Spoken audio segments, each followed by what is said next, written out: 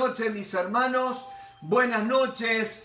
Muchas bendiciones a toda la familia de vía Facebook, vía teléfono. Esta es una noche de bendición, mis hermanos. Oh, gloria a Dios, gloria a Dios. Estábamos desempolvando coritos pentecostales con mi esposa y nos acordábamos de aquellas épocas cuando éramos jóvenes. Gloria, gloria al nombre del Señor. Sin tanta tecnología, pero con el corazón ardiendo de amor y de fuego en el Señor. Gloria al nombre del Señor. Bendito sea para siempre nuestro buen Dios y Padre. En esta noche, mis hermanos, ya estamos juntos y vamos a ir rapidito al capítulo 9, verso 10. Dice la palabra del Señor y en esta noche el tema es, dice, había entonces en Damasco un discípulo llamado Ananías. Por favor, los teléfonos, mis amados. Había entonces en Damasco un discípulo llamado Ananías. Y mis hermanos, cuando uno estudia el libro de los Hechos, va a haber dos personas llamados Ananías. Y note qué tremendo, en el capítulo 5 de este mismo libro, dice en el verso 1, pero cierto hombre llamado Ananías. Pero cierto hombre llamado Ananías. Y este otro dice, había entonces en Damasco un discípulo llamado Ananías. Acuérdense en aquel primer Ananías, allí en el capítulo 5, ¿se acuerdan? Ananías y Zafira, su esposa, van a terminar de una forma muy triste, porque quisieron aparentar algo que no habían hecho, algo que no tenían, ¿no es cierto? Pero hay un discípulo.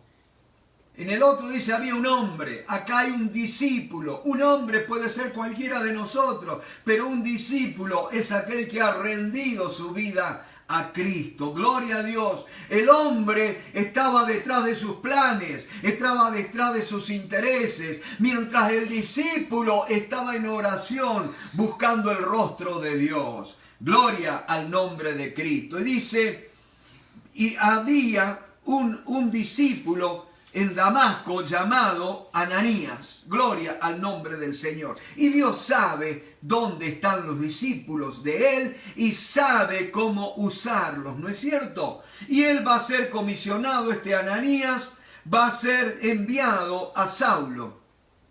Y una cosa que yo quiero como para reforzar lo que habíamos estado viendo acerca de este personaje Saulo de Tarso. Decíamos, él había nacido allí en Tarso de Cilicia. Si vamos rapidito allí en el capítulo 22, que es el otro pasaje que nos habla de la conversión de Saulo, dice en el capítulo 22, dice que mientras él yendo, dice, varones hermanos, el capítulo 22, verso 1, varones hermanos y padres, oíd ahora mi defensa ante vosotros.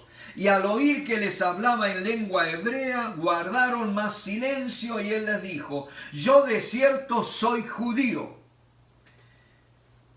nacido en Tarso de Cilicia, pero criado en esta ciudad, o sea, en la ciudad de Jerusalén, instruido a los pies de Gamaliel, estrictamente conforme a la ley de nuestros padres, celoso de Dios, como hoy lo sois vosotros. Y présteme atención, mi hermano, este Saulo de Tarso, acuérdense que él dice que respiraba amenazas y muerte, ¿no es cierto?, persiguiendo a los cristianos. Y ahora, mi hermano, hay una cosa, ¿no es cierto?, que tenemos que tener en cuenta. Este Saulo de Tarso dice que era de linaje, cuando vemos allí en Filipenses capítulo 3, dice que era fariseo de fariseos, circuncidado al 8º día, y que era del linaje de la tribu de Benjamín. Y este Saulo va a recibir el nombre de Saulo en honor, en homenaje al personaje más prominente de la tribu de Benjamín.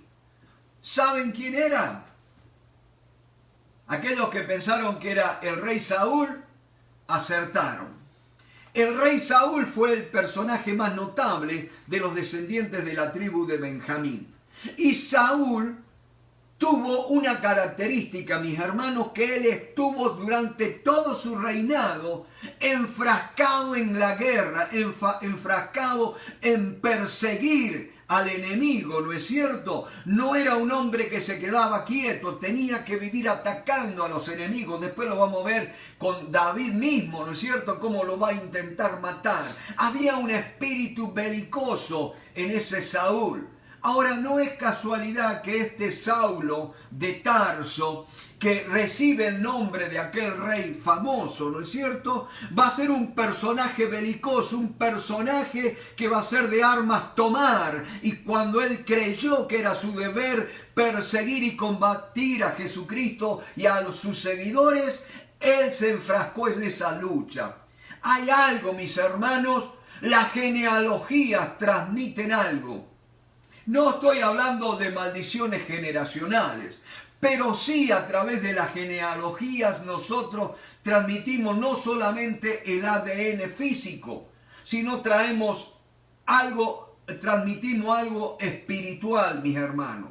Les tiro así a modo de ilustración. ¿Ustedes se acuerdan cuando Timoteo, aquel joven que había sido designado por Pablo para ser pastor allí en Éfeso, era un hombre tímido, un muchacho que quería, como decimos comúnmente, tirar la toalla, ¿no es cierto?, ante tantas situaciones, tanto oposición? Y entonces le dice Pablo, recordándole quién era, ¿no es cierto? Dice, recordando la fe no fingida que estaba en tu abuela Loida, y en tu abuela Eunice, y también en tu mamá Loida, ¿no es cierto? Y sé que también está en ti. Mis hermanos, la fe es algo generacional. Y en esta noche me dirijo a todos aquellos que son abuelos y son padres. Mis hermanos, Dios ha puesto un depósito de bendición en nosotros para bendecir nuestras generaciones. Y en esta noche, mi hermano, préstame atención a esto que te voy a compartir. Dice, había entonces en Damasco un discípulo llamado Ananías. Se va a convertir el personaje que va a ser más importante, ¿no es cierto?, en esta segunda parte del libro de los Hechos y en buena parte del Nuevo Testamento, como fue el apóstol Pablo. Pero noten una cosa, se convierte Saulo de Tarso y no son enviados los apóstoles de Jerusalén, como se acuerdan en el caso de Samaria, cuando Felipe está predicando el Evangelio, y allí, cuando se enteran en Jerusalén que está habiendo un avivamiento, mandan a Pedro y a Juan para que vieran a aquellos, y entonces cuando ellos llegan se van a encontrar con Simón el Mago, ustedes se acuerdan, ¿no es cierto? Y que este Simón el Mago, viendo que se daba el poder del Espíritu Santo mediante la imposición de manos, quiso comprar ese poder, esa habilidad, dice, les ofreció dinero y dice, denme ese poder para que yo les pueda impartir a aquellos que reciban, aquellos a quienes yo le impusiera las manos. ¿No es cierto? Ahora noten una cosa, decía que no fue enviado ningún apóstol de los de Jerusalén allí a Damasco para certificar esta conversión, sino que Dios va a usar a un discípulo que vivía en Damasco.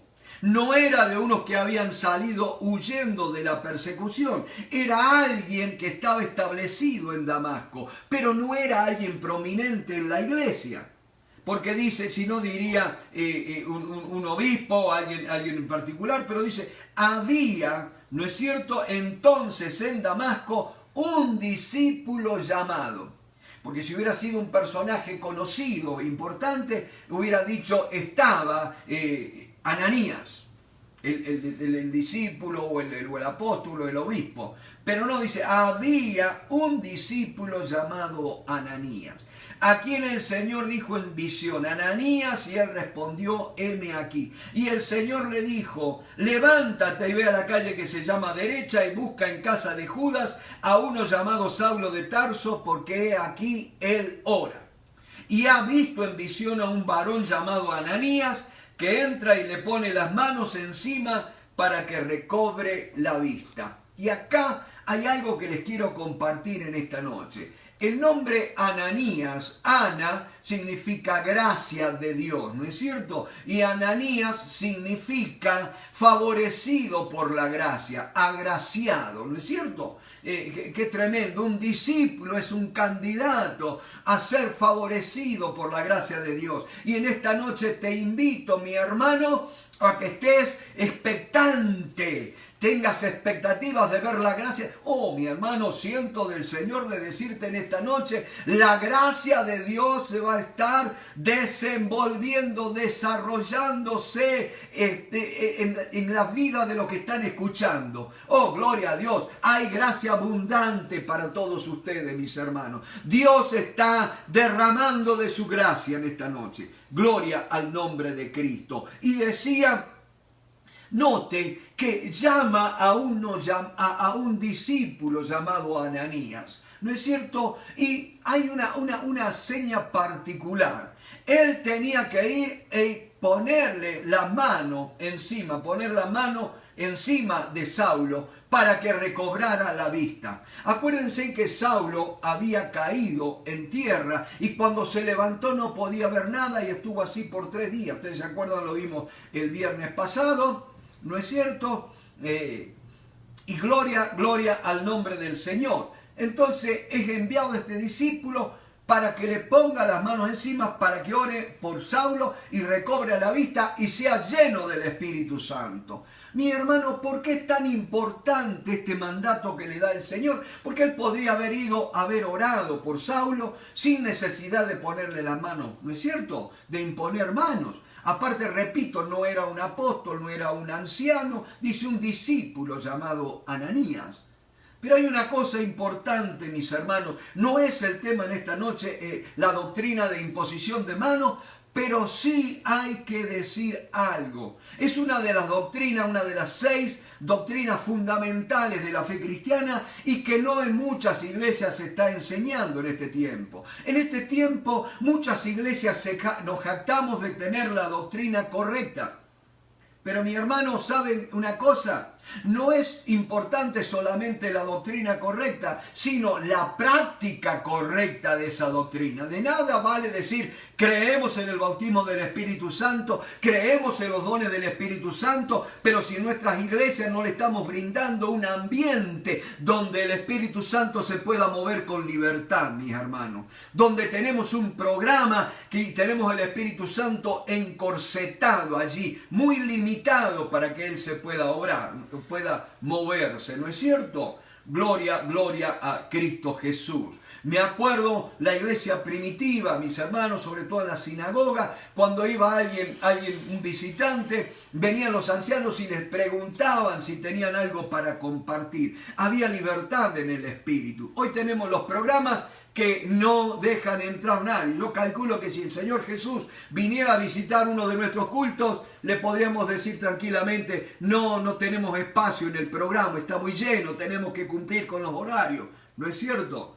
Pero mis hermanos, Dios está pidiendo cancha, Dios está pidiendo que le demos libertad en nuestras vidas. Ahora el avivamiento empieza por casa. Empieza en nuestras casas. Hermanos, tenemos que encendernos en el fuego del Espíritu Santo en nuestros hogares. Y van a ver, mis hermanos, que sin abrir la boca van a empezar a sentir otros que hay algo, mis hermanos.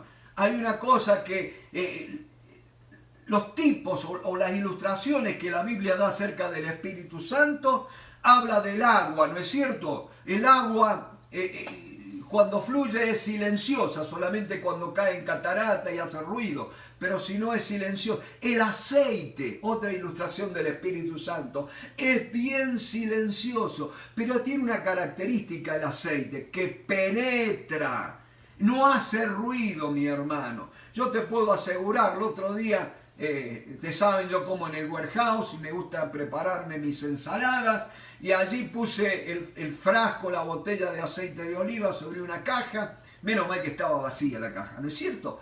Pero por ahí cuando me doy cuenta, toda la caja había el aceite. No había hecho ruido, pero se había derramado, ¿no es cierto? Gloria a Dios, cuando el Espíritu Santo obra, no hay que andar haciendo tanto ruido. Se va a conocer sin que abramos la boca. Y el Espíritu Santo, otra señal es el fuego, mi hermano. Gloria, gloria a Cristo Jesús. Hay que dejarlo que arda, hermano.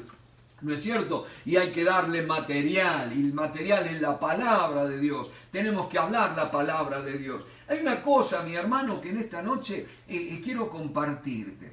Cuando tú lees el capítulo 1 de Génesis, vas a ver que dice que en medio de todo el cataclismo que había, que la tierra estaba en oscuridad, sumida en tinieblas, ¿no es cierto? Un poco como está ahora. Pero dice que el Espíritu de Dios se movía sobre la faz de las aguas. Hay una cosa, el Espíritu de Dios nunca se ha dejado de mover.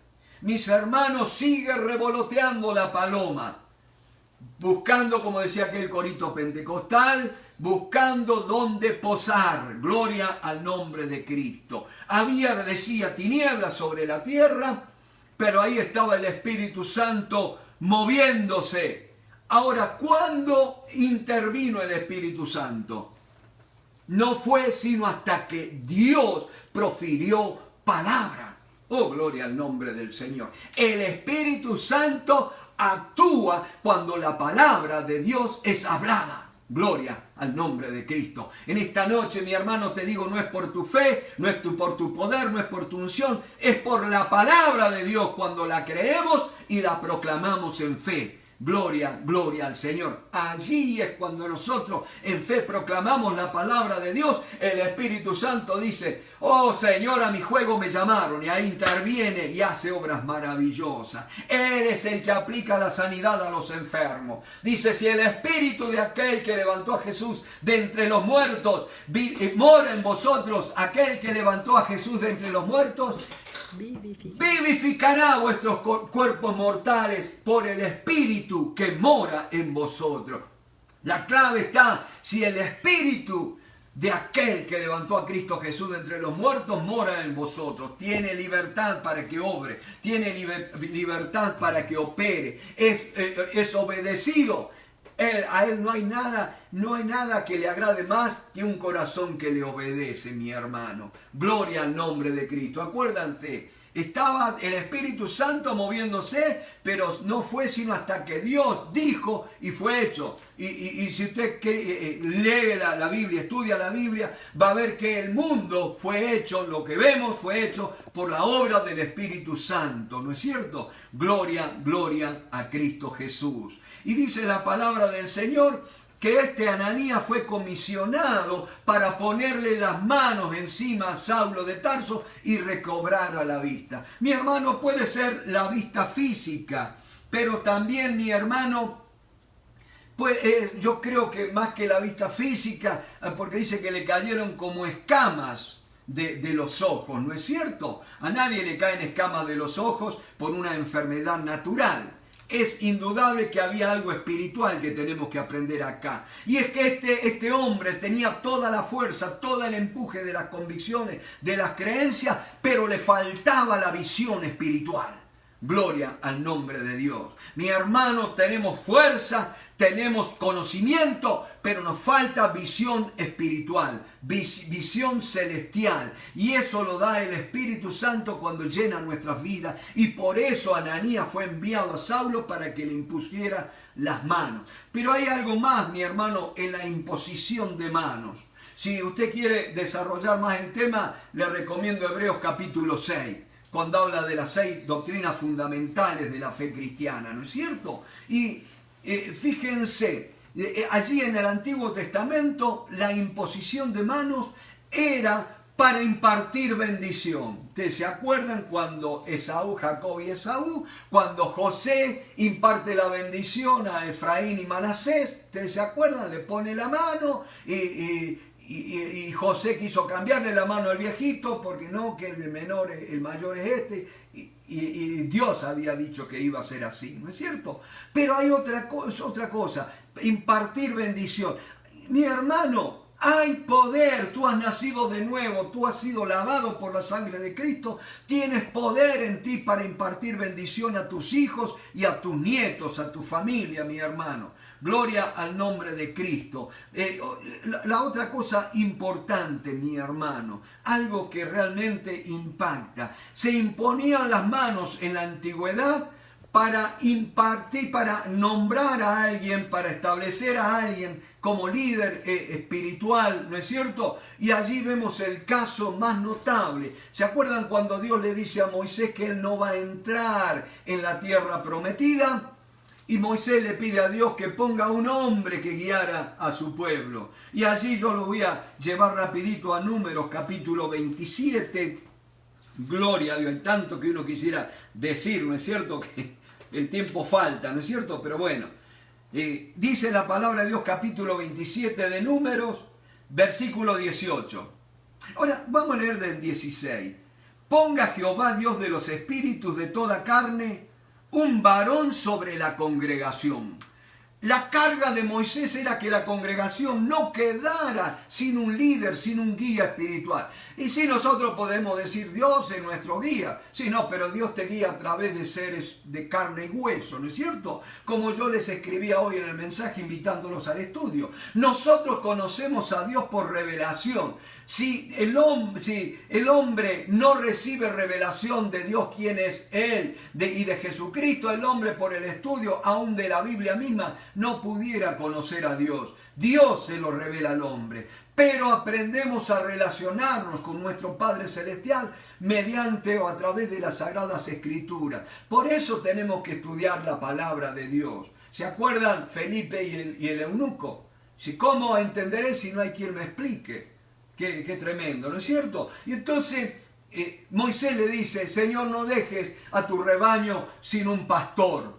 Y allí le dice, ponga Jehová Dios de los espíritus de toda carne un varón sobre la congregación, que salga delante de ellos y que entre delante de ellos. O sea, que vaya adelante, mi hermano. Un líder, un pastor es uno que va adelante. Es uno que no hay que andar buscándolo. Es uno que anda buscando las ovejas. Gloria al nombre del Señor. Y dice que salga delante de ellos y que entre delante de ellos. Que los saque y los introduzca.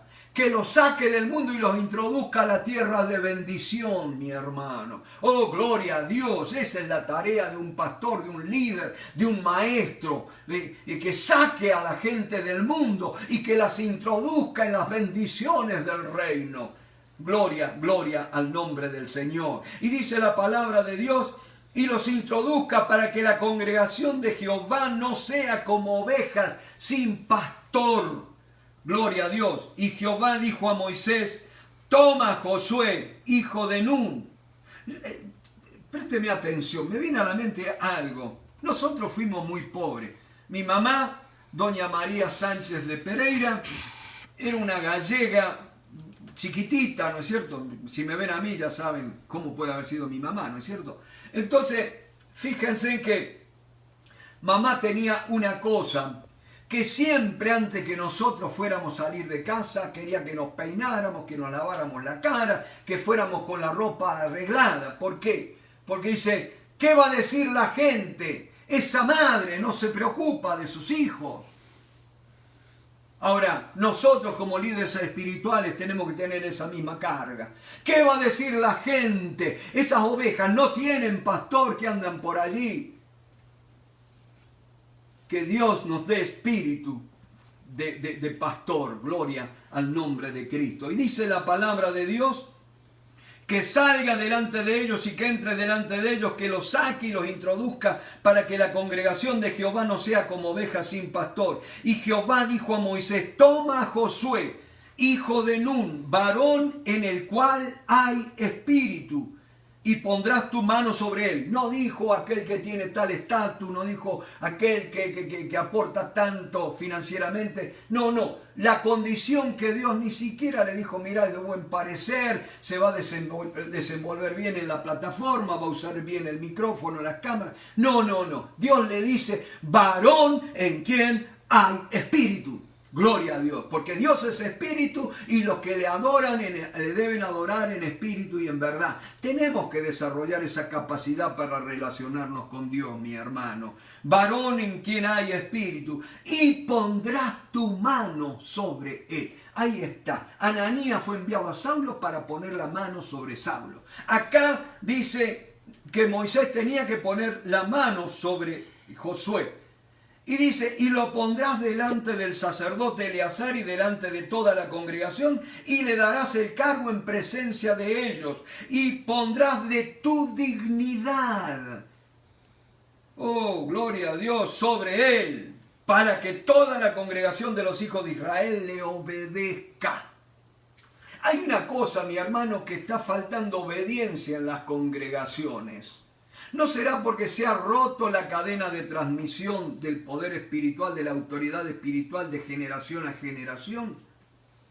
Iglesias desarraigadas producen miembros desarraigados. Hoy el desarraigo es una de las cosas más notables.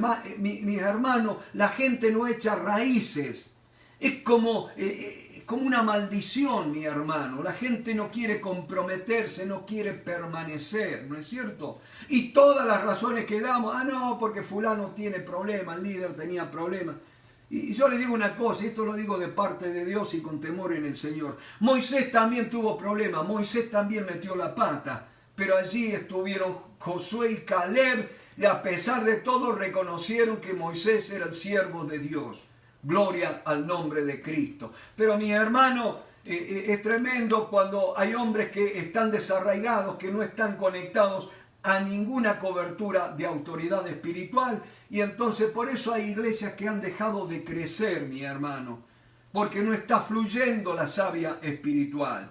Y dice, y pondrás de tu dignidad, de tu gloria, de tu majestad, quiere decir, del peso de tu gloria, de tu reputación. Y yo te pregunto una cosa, miren que cuesta hacer una reputación, ¿no es cierto? Formar un ministerio, tener un nombre, pero que venga Dios y te diga, mira, da la mitad de ese nombre que alcanzaste y ponelo sobre tu discípulo, sobre tu servidor. Qué tremendo, ¿no es cierto? Y dice el versículo 23, y puso sobre él sus manos, y le dio el cargo como Jehová había mandado por mano de Moisés. Y ahora présteme una atención a esto, mi hermano. Deuteronomio, capítulo 34, verso 9. Oh, gloria a Dios, gloria a Dios. ¿Me va siguiendo? Deuteronomio, capítulo 34, verso 9. Josué, hijo de Nun, fue lleno del espíritu de sabiduría. Ay, Señor. Decime o dígame usted si no le gustaría estar lleno del espíritu de sabiduría. Ahora me dice por qué. Porque Moisés había puesto sus manos sobre él. Y los hijos de Israel le obedecieron e hicieron como Jehová mandó a Moisés. Qué triste que es cuando a veces gente de renombre, gente de autoridades, que van y le imponen manos gente que no tiene ningún peso espiritual, ¿no es cierto? Como una profetisa divorciada 3 veces fue y oró por un personaje importante de este país. ¿Qué podía transmitir esa mujer? ¿No es cierto? Alguien dijo, cuando vio que imponían manos de una manera ritual, dice, están imponiendo manos vacías sobre cabezas vacías. Dice, y Josué, hijo de Nun, fue lleno del espíritu de sabiduría, porque Moisés había puesto sus manos sobre él, y los hijos de Israel le obedecieron, e hicieron como Jehová mandó a Moisés. Y hay algo, mi hermano, que ni Moisés ni Josué nunca tuvieron que recordarles al pueblo quiénes eran ellos. Nunca, si usted estudia la Biblia, la vida de Moisés y la Biblia de Josué, mire que tuvieron problemas con el pueblo, ¿no? Pero nunca le dijeron, nosotros somos los líderes o somos los pastores y ustedes nos tienen que obedecer, nos tienen que reconocer. No, no, simplemente ellos funcionaban como líderes, como pastores, como ancianos allí en Israel, y Dios los respaldaba porque Dios los había puesto. Pero claro, ellos no peleaban con el pueblo, sino que se iban a la cámara secreta, a la cámara de la oración. ¿Se acuerdan cuando el pueblo amenazó con apedrear a Josué, a Moisés y a Aarón? ¿Qué hicieron estos en medio del desierto? Había piedras por todos lados, ¿no es cierto? Y el pueblo habló de apedrear a Moisés. Dice que Moisés se postró en tierra, mi hermano, en una actitud, en una posición vulnerable.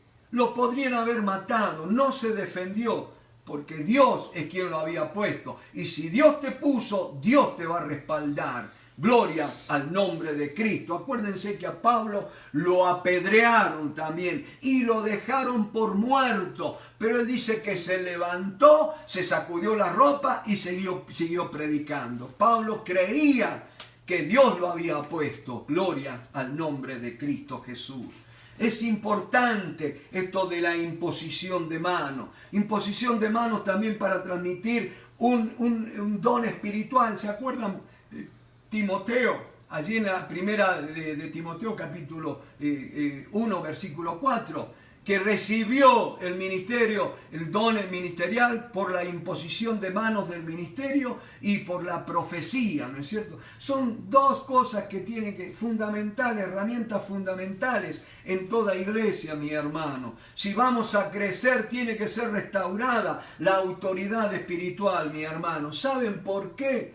Mi hermano, acuérdense, doctrina correcta, práctica correcta. La Biblia dice, ¿hay alguno que está alegre entre vosotros?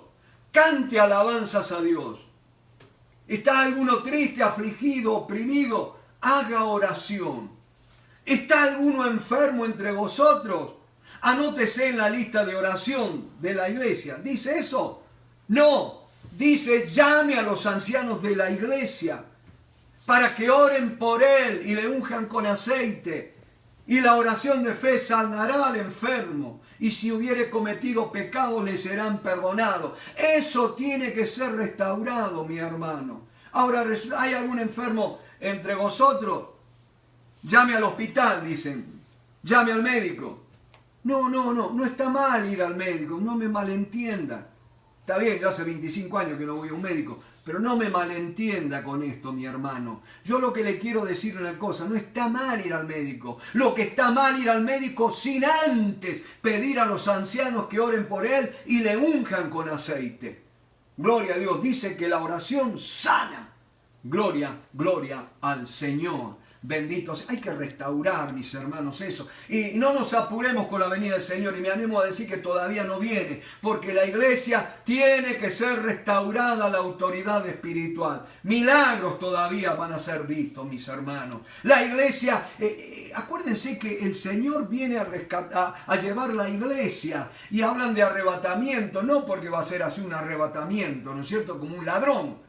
No, porque va a ser súbito, instantáneo, por eso se habla. Pero es cuando el traslado de la iglesia sería lo más correcto. Pero en nuestra posición parece que fuera el rescate de la iglesia, ¿no es cierto? Cuando ya no nos quedan más balas, cuando ya el enemigo nos está por agarrar del cuello, ahí viene en un helicóptero el Señor y nos rescata.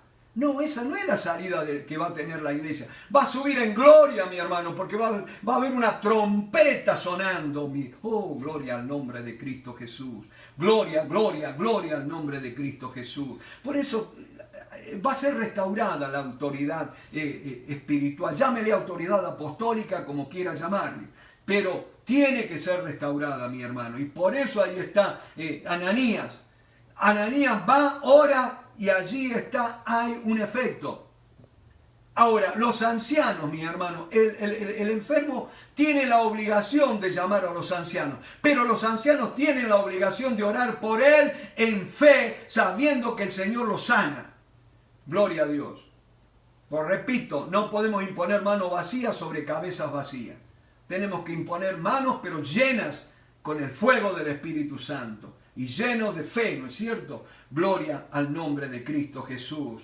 Y entonces, mis hermanos, Ahora lo voy a llevar allí en el capítulo 9 al versículo 26. Dice, cuando llegó a Jerusalén, trataba de juntarse con los discípulos, pero todos le tenían miedo, no creyendo que fuese discípulo. Esta noche me doy cuenta, mis hermanos, entiendo aquello que decía Pablo a los de Corinto. Cuando fui a ustedes no quise saber nada, ninguna otra cosa, sino a Cristo y a este crucificado. Mi hermano, no importa que te acusen de monotemático. Dice, oh, pero ya esté hablando de Cristo. Mi hermano, ¿de qué te vale hablar de la política? ¿De qué te vale hablar de las noticias, del noticiero, de esto, del otro, de lo que dijo fulano, mengano? Habla lo que dice Dios, mi hermano. Pablo dijo, no me propuse no saber cosa alguna, sino a Cristo y a este crucificado.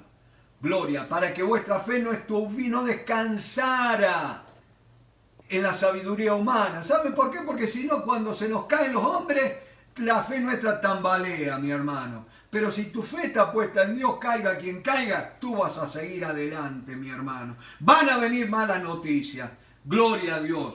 Van a venir malas noticias, pero el otro día estaba orando por alguien que había tenido malas noticias, ¿no es cierto? Pero cuando empiezo a orar por esa persona, veo una imagen, la imagen de Jesús, mi hermano. Usted decía, este está loco ya. Como le dijeron a Pablo, los muchos libros te han vuelto loco, ¿no es cierto? Veo la imagen de Jesús extendiendo las manos y tocando las manos de esa persona y le decía al Señor, yo te sostengo con mi mano. Gloria a Dios. Vas a pasar, de esta vas a pasar, porque el Señor te lo ha dicho. Gloria al nombre del Señor. Bendito sea el nombre de Cristo Jesús. Y dice la palabra de Dios que nadie se quería arrimar con él. Y también te va a pasar que a veces dicen, no, ya viene este loco. Por supuesto, a Saulo de tarde le tenían miedo porque era un perseguidor, nadie se quería juntar. Pero qué de que cuando nadie se te quiera juntar porque decían, este está demasiado pentecostal, o como una vez me dijeron a mí, un hermano de una iglesia allí en Argentina, me dice, Luis, vos estás muy bíblico. Oh, gloria a Dios si estoy bíblico, ¿no es cierto? Bendito sea que mi vida sea bíblica. Dice la palabra, entonces Bernabé tomándole le trajo a los apóstoles y les contó cómo Saulo había visto en el camino al Señor, el cual le había hablado, y cómo en Damasco había hablado valerosamente en el nombre de Jesús.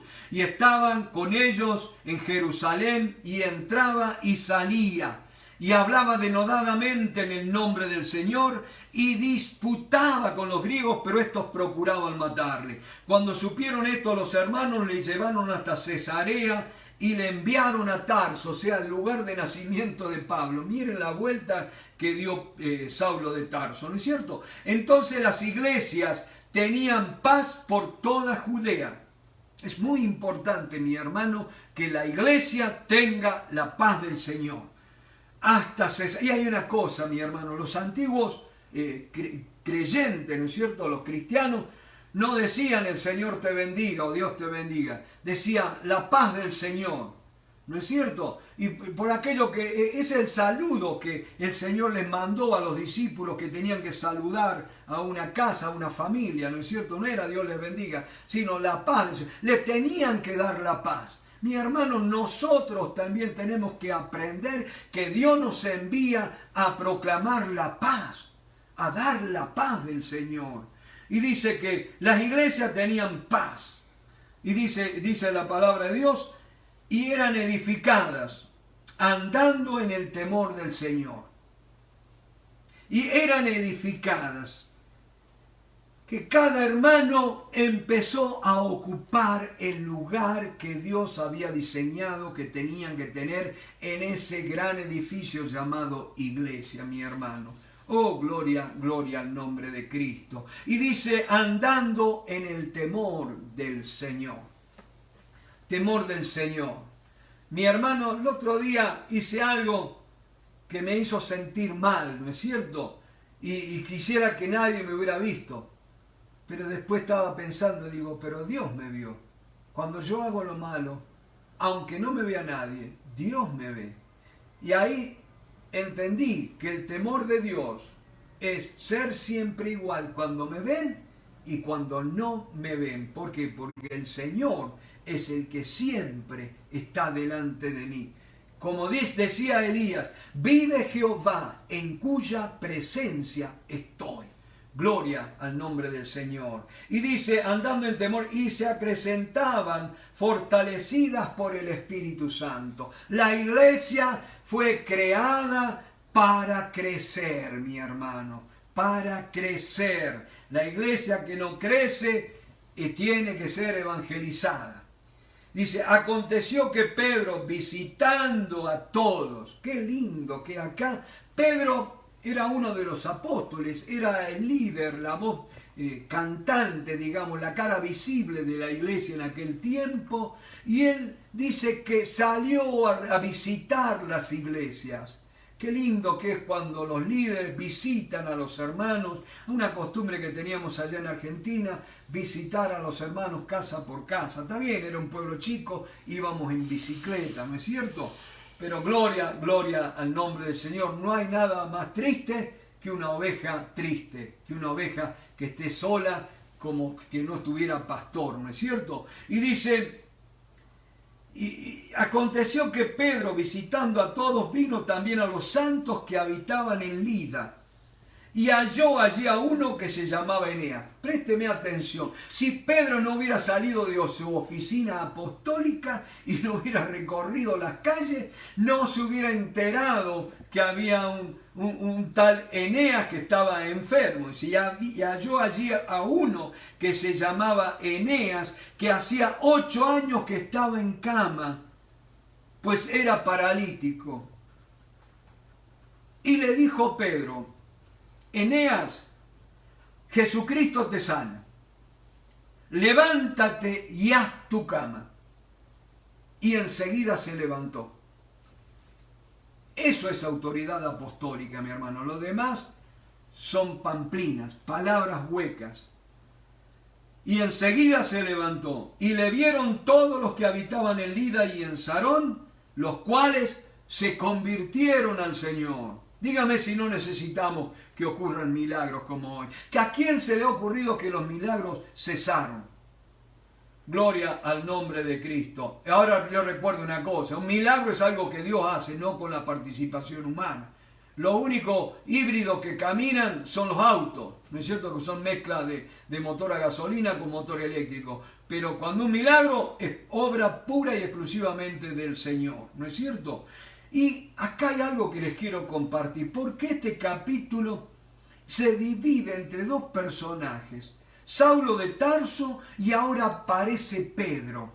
Dos ministerios, dos pesos pesados en la iglesia, y Pedro va y hace un milagro extraordinario, sana a un paralítico, da una palabra de autoridad, un mandato, ¿no es cierto? Ni siquiera oró, simplemente le dijo, Eneas, Jesucristo te sana. ¿Por qué? Porque Pedro sabía el mandato que le había dado el Señor Jesucristo. Ir y sanad de enfermos, le había dicho. Es más, le había dicho resucitad muertos también, ¿no es cierto? Y allí Pedro puso en práctica lo que el Señor le había dicho. Y aquel hombre se levantó, ¿no es cierto? Gloria al nombre de Cristo, y todos los que vieron eso se convirtieron al Señor. Había entonces en Jope una discípula llamada Tabita. Hay una cosa, mi hermano, Jope, estábamos viendo la historia bíblica, ¿no es cierto? Cuando veíamos Benjamín, Saulo, ¿no es cierto? Ahora sale el nombre Jope. ¿Ustedes se acuerdan qué ocurrió en Jope? En Jope es donde llegó Jonás. ¿Se acuerdan cuando Dios lo manda a Nínive a que predicara para que toda esa ciudad se arrepintiera, si no el juicio de Dios iba a venir sobre ellos? Se escapa y se va a Jope, una ciudad portuaria, y allí se va a embarcar para huir de la voluntad de Dios. No es casualidad que aquel que Dios le había dicho, y a ti te daré las llaves del reino de los cielos, a Pedro, ¿no es cierto?, Pedro, visitando a los hermanos, llega a Jope. Oh Señor, gloria a Dios. Y si llega a Jope, ahora présteme atención. Había una discípula llamada Tabita, que traducido quiere decir Dorcas. Esta abundaba en buenas obras y en limosnas que hacía. Y aconteció que en aquellos días se enfermó y murió. Después de lavada, la pusieron en una sala. Eso para que no quede duda que estaba bien muerta. La lavaron y la pusieron en una sala, ¿no es cierto? Y como Lida estaba cerca de Jope, los discípulos, oyendo que Pedro estaba allí, le enviaron 2 hombres a rogarle: no tardes en venir a nosotros. Levantándose entonces Pedro fue con ellos, y cuando llegó le llevaron a la sala donde le rodearon todas las viudas, y llorando y mostrando las túnicas y los vestidos que Dorcas hacía cuando estaba con ellas. Entonces, sacando a todos, Pedro se puso de rodillas y oró. Imagínense, Pedro no había resucitado nunca a nadie. Era la primera vez. Y para todos nosotros siempre hay una primera vez. No digo que vamos a salir a resucitar muertos ahora, ya de arranque. Pero ¿qué de las otras obras que tenemos que hacer en fe? Orar por los enfermos, imponer manos que sean sanados. Echar fuera demonios en el nombre de Jesucristo. Acuérdense que no echamos demonios por nuestra piedad, ni por nuestra autoridad, sino en el nombre del Señor Jesucristo. Y dice la palabra de Dios que poniéndose de rodillas, oró. Gloria al nombre de Dios. Y volviéndose al cuerpo, dijo: Tabita, levántate. Pedro tenía la palabra favorita de Pedro era levántate. Acuérdense, era el paralítico en la puerta de la Hermosa. Le dice después a Eneas, levántate. Ahora a una muerta le dice, levántate. Gloria. Era la única palabra que sabía Pedro. Gloria al nombre de Cristo. Levántate. Y él, dice, y ella abrió los ojos y al ver a Pedro se incorporó. O sea que yo calculo que se sentó, ¿no es cierto? Y él, dándole la mano, la levantó. Entonces, llamando a los santos y a las viudas, la presentó viva. ¡Aleluya! Esto fue notorio en toda Jope, y muchos creyeron en el Señor. Y aconteció que se quedó muchos días en Jope, en casa de un cierto Simón curtidor. Gloria al nombre de Cristo. Vamos a recapitular un poco lo que hemos hablado en esta noche. Acuérdense que la historia comienza con un hombre persiguiendo a la iglesia. Un hombre que había creído que su deber era perseguir, era destruir a los seguidores y a Jesucristo de Nazaret, ¿no es cierto? Al cual él decía que él era un impostor, ¿no es cierto?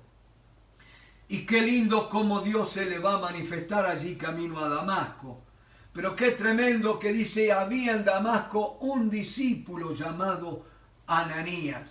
Y yo les decía, mis hermanos, que Dios no mandó a un apóstol de allí de Jerusalén, no lo mandó ni a Pedro, no lo mandó ni a Juan, ni a ninguno de los otros, sino que mandó a un Ananías de allí de Damasco. ¡Qué tremendo! ¿Por qué? Porque de Jerusalén había salido Saulo, ¿no es cierto?, para ir a apresar a los que estaban en Damasco. Pero de Damasco va a salir aquel que va a restaurar la vida de Saulo. Gloria al nombre de Cristo. Y la otra, mis hermanos, que les comento, llamaba la atención, cómo Dios le dice que Ananías debía poner las manos sobre Saulo para que recobrara la vista y para que fuera lleno del Espíritu Santo. Ahora lo que sí dice de Ananías, ya terminando, allí en el capítulo 22 dice, versículo 22, versículo 12, entonces uno llamado Ananías, varón piadoso según la ley, que tenía buen testimonio de todos los judíos que allí moraban, vino a mí y acercándose me dijo, hermano Saulo, recibe la vista. Oh, gloria a Dios. Eso es fe, eso es hablar en fe. No dice, vení, vamos a orar para que reciba la vista. No, recibe la vista. Y yo en aquella misma hora recobré la vista y lo miré. Y él dijo, el Dios de nuestros padres te ha escogido para que conozcas su voluntad y veas al justo y oigas la voz de su boca, porque serás testigo suyo a todos los hombres de lo que has visto y oído. Gloria al nombre de Cristo. Le doy gracias a Dios por ustedes, por este tiempo. La bendición descienda sobre vuestras vidas. Dios les bendiga. Buenas noches. Amén.